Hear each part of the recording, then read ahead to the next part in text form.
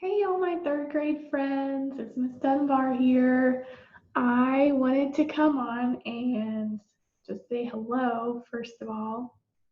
I miss everyone so much, and it's hard being at home and not seeing all my friends at Abney, all my teacher friends, and my students. I just really miss everybody. So I wanted to, first of all, just make a video saying hi, and I miss you, and I hope everyone's doing really well.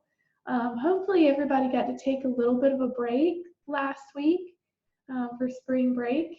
So a little bit of a break from schoolwork maybe, or maybe you were getting caught up, which is totally fine too. Um, but I know that we are kind of settling into this new routine of being at home for school because we know now that that's how it's going to be for the rest of the year, which makes me really sad. But we are starting a new book in our class called Shiloh. And I really love when we get to read our books aloud with each other, and we get to stop and discuss and talk about what's going on, because that really helps our comprehension. So I wanted to try out doing a read aloud myself where I can kind of stop and at least pretend that I can talk with some of you about what's going on in the book. It won't be the same, obviously, because you're not here with me, but if you enjoy talking about the book and following along with the discussion, I hope that you'll tune in to my read aloud videos. And we'll talk about some of the vocabulary as well. Okay. Now, if you're on Canvas with our class, you have the full PDF of the book there for you to read. I have an online library book version that I'm going to be reading from. So even if you don't have a physical copy of the book at your house, hopefully you have a way to see the text. And I really recommend following along in the text as I read. But if that's just too much for you to manage, you can always just listen to. I really want you to just hear the book though, because I read the first several chapters now, and it's a really great book, especially if you love animals, and I do. Okay, so I'm going to start out today. We're going to read chapter 1, and I'm going to talk about the 2 vocabulary words that we have that go along with the book. Okay, so I'm going to share my screen with you so you can see the pictures that we've posted on Canvas for you. And, okay, so our first vocabulary word is cringe. So cringe means to bend your head or body because you're afraid. Some people cringe at the sight of blood or because they think something's going to hurt. So if I was going to show you with my face what cringe means, it might look something like, have you ever made that face for some reason? I think maybe if you, let's say you were on the playground and your friend hurt themselves, maybe got a cut and they showed it to you and it was bleeding and you really didn't like looking at that, you might be when you saw it. Or let's say we were in class and there was a big cockroach and Miss Coleman or I stepped on it and you saw the dead cockroach that was in our class, you would cringe. You can see that picture that I uploaded there of someone cringing as well. The next word is called gristmill. A gristmill is a place where they grind grain. So this is kind of something that you will see more in old-fashioned settings. We don't really see them so much now. But flour that you buy in a store was made at a gristmill, and it's usually on the edge of the river. So I'm going to show you this picture that was uploaded. It's small, but that's what a gristmill looks like. So you might have seen one of those maybe like in a TV show or something. You don't really drive by and see them nowadays, but that's what a gristmill is. All right, so I am going to start reading from my text in Shiloh, and every now and then I'm going to stop and ask a comprehension question, and I'm going to pause and give you a second to think about it, even though you're not able to actually. Let me get my Shiloh up. You're not able to actually answer me in real time. I still want you to think about it. Have you ever seen the show Dora the Explorer? Is that still on? I don't know. The kids show Dora the Explorer. You know how she pretends like she can talk to you through the TV? That's what I'm going to do. I'm going to pretend like I'm asking you the questions and give you a second to think about it and answer, okay? All right, so this is chapter 1 of Shiloh, and I actually have mine up on the screen for you so you can follow along. Or if you have your own copy of the book, you can follow along in there as well. Chapter 1. The day Shiloh come, we're having us a big Sunday dinner. Dara Lynn's dipping bread in her glass of cold tea, the way she likes. And Becky pushes her beans up over the edge of her plate in her rush to get them down. Ma gives us her scolding look. Just once in my life, she says, I'd like to see a bite of food go direct from the dish into somebody's mouth without a detour of any kind. She's looking at me when she says it, though. It isn't that I don't like fried rabbit. Like it fine. I just don't want to bite down on buckshot is all, and I'm checking each piece. Okay. So think about this. What do you think buckshot means? He's eating a fried rabbit, and he doesn't want to chomp down on buckshot. What might buckshot be, do you think? Let's keep reading. I looked that rabbit over good, Marty, and you won't find any buckshot in that thigh, Dad says, buttering his bread. I shot him in the neck. Okay, so if he isn't going to find any buckshot in the thigh because his dad shot him in the neck, I'm thinking maybe buckshot is something that is part of what comes out of the gun when he shoots the rabbit. That's what I'm thinking. Somehow I wish he hadn't said that. I pushed the meat from one side of my plate to the other, threw the sweet potatoes and back again. Did it die right off, I asked, knowing I can't eat it at all unless it had. Soon enough. You shot its head clean off? Dara Lynn asks. She's like that. Dad chews real slow before he answers. Not quite, he says, and goes on eating, which is when I leave the table. Okay, so why do you think, what are we learning about our main character, Marty? Because he leaves the table when he finds out that the rabbit didn't die quick. And his dad shot the head of the rabbit off. Ooh, that makes me cringe to think about. Marty's like, nope, can't do it, and he leaves the table. What does that tell us? I'm thinking that that tells us that Marty really cares about animals. Let's keep reading. The best thing about Sundays is we eat our big meal at noon. Once you get your belly full, you can walk all over West Virginia before you're hungry again. Any other day, you start out after dinner. You've got to come back when it's dark. I take the .22 rifle Dad had given me in March on my 11th birthday and set out up the road to see what I can shoot. Like to find me an apple hanging way out on a branch, see if I can bring it down. Line up a few cans on a rail fence and shoot them off. Never shoot at anything moving though. Never had the slightest wish. So I'm thinking that really confirms my prediction about Marty. He likes to shoot objects just for fun, but he will not shoot anything moving. I think that means he really cares about animals. We live high up in the hills above Friendly, but hardly anybody knows where that is. Friendly's near Sisterville, which is halfway between Wheeling and Parkersburg. Used to be, my daddy told me, Sistersville was one of the best places you could live in the whole state. You ask me the best place to live, I'd say right where we are, a little 4-room house with hills on 3 sides. Afternoon is my second best time to go up in the hills though. Morning's the best, especially in summer. Early morning.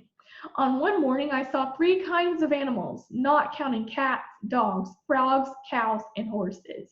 Saw a groundhog, saw a doe with 2 fawns, and saw a gray fox with a reddish head. Bet his daddy was a gray fox and his ma was a red one. My favorite place to walk is just across this rattly bridge where the road curves by the old Shiloh schoolhouse and follows the river. River to one side, trees the other, sometimes a house or two. And this particular afternoon, I'm about halfway up the road along the river when I see something out of the corner of my eye. Something moves. I look, and about 15 yards off, there's this short-haired dog, white with brown and black spots, not making any kind of noise, just slinking along with his head down, watching me, tail between his legs like he's hardly got the right to breathe. A beagle, maybe a year or two old. What's a beagle? Do you know? Let me show you. This is a beagle. So some of you might have a beagle. A beagle is actually a pretty common dog to have as a pet, but they're also used as hunting dogs. And back in the day, they were used a lot as hunting dogs because they have a really good sense of smell. Okay, so there's several different pictures here of beagles, but they have the floppy ears. They're not super big. They're kind of smaller-ish, but that's what a beagle looks like. Let's keep reading.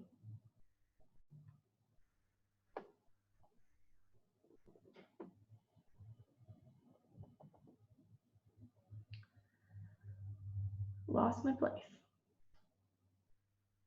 I stop and the dog stops. Looks like he's been caught doing something awful, when I can tell all he really wants is to follow along beside me. Here, boy, I say, slapping my thigh.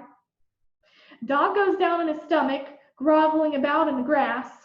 I laugh and start over toward him. He's got an old, worn-out collar on, probably older than he is. Bet it belonged to another dog before him. Come on, boy, I say, putting out my hand. The dog gets up and backs off. He doesn't even whimper, like he's lost his bark. Something really hurts inside you when you see a dog cringe like that. There's that word, cringe. You know somebody's been kicking at him, beating on him maybe. It's okay, boy, I say, coming a little closer, but still he backs off. So I just take my gun and follow the river. Every so often I look over my shoulder and there he is, the beagle. I stop, he stops.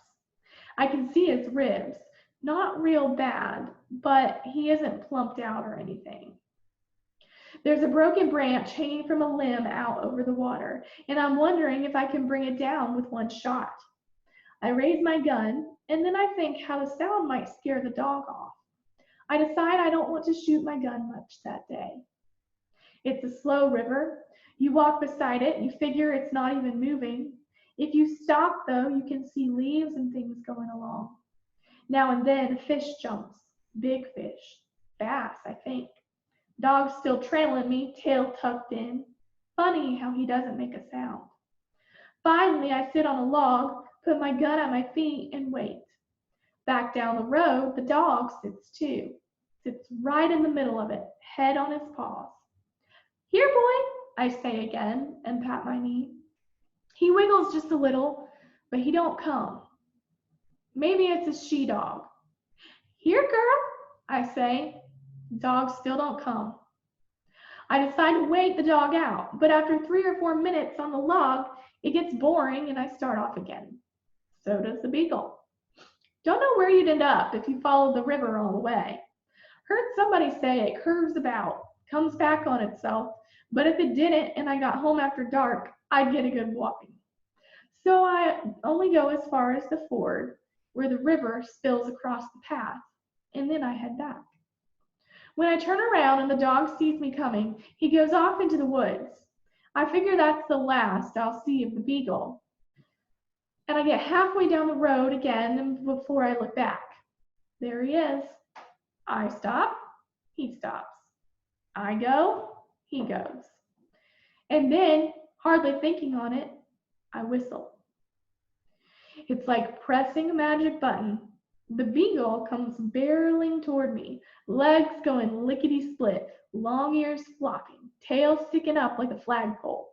This time, when I put out my hand, he licks all my fingers and jumps up against my leg, making little yelps in his throat. He can't get enough of me, like I'd been saying no all along, and now I'd said yes, he could come. It's a he-dog, like I thought. Hey, boy, you're really something now, ain't you? I'm laughing as the beagle makes circles around me. I squat down and the dog licks my face, my neck. Where'd you learn to come if you whistled? To hang back if you didn't? I'm so busy watching the dog I don't even notice it's starting to rain. Don't bother me. Don't bother the dog neither. I'm looking for the place I first saw him. Does he live here, I wonder? Or the house up on the road? Each place we pass, I figure he'll stop. Somebody come out and whistle maybe. But nobody comes out, and the dog don't stop. Keeps coming, even after we get to the old Shiloh schoolhouse. Even starts across the bridge, tail going like a propeller. He licks my hand every so often to make sure I'm still there, mouth open like he's smiling. He is smiling. Once he follows me across the bridge, though, and on past the grist mill, I start to worry. Looks like he's fixing to follow me all the way to our house. I'm in trouble enough coming home with my clothes wet. My mom's mama died of pneumonia, and we don't ever get the chance to forget it. And now I got a dog with me, and we were never allowed to have pets. If you can't afford to feed them and take them to the vet when they're sick, you've no right taking them in, Ma says, which is true enough. I don't say a word to the beagle the rest of the way home, hoping he'll turn at some point and go back. The dog keeps coming. I get to the front stoop and say, "Go home, boy." And then I feel my heart squeeze up the way he stops smiling, sticks his tail between his legs again, and slinks off. He goes as far as the sycamore tree, lies down in the wet grass, head on his paws. "Whose dog is that?" Ma asks when I come in. I shrug. "Just followed me is all." "Where'd it pick up with you?" Dad asks.